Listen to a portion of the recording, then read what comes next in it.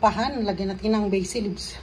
Vlog. So ngayon magluluto naman tayo ng red pasta. Pagkuluan na natin kasabay ng ating chicken yung ating pasta.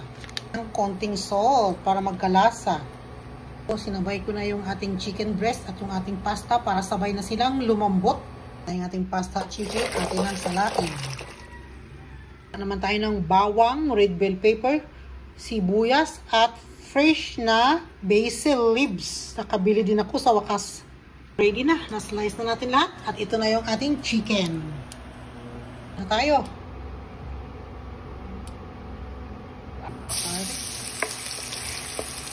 Onion. Ating onion, maglagay tayo ng konting butter. Red bell pepper. Ating chicken.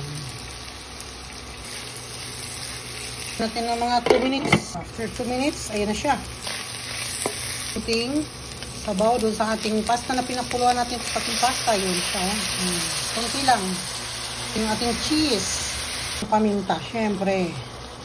Maraming paminta, mas masarap ng sugar. Pero optional yan. Nasa inyo yan kung gusto nyo maglagay ng asukal or ayaw nyo. Ako gusto ko lagyan ng konting asukal para manamis-namis yung ating pasta sauce.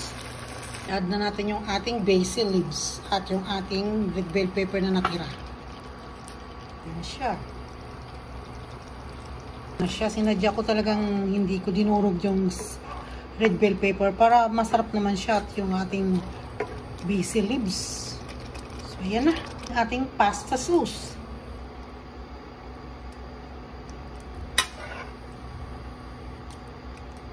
So, maglagay na tayo ng ating sauce. OMG, apakasarap. Try nyo po ito. Magluto ng ganito. Super yummy.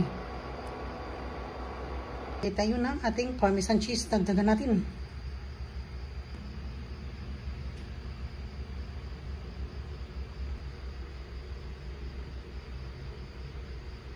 Na. Thanks for watching. See you on my next video. Happy eating na naman ako.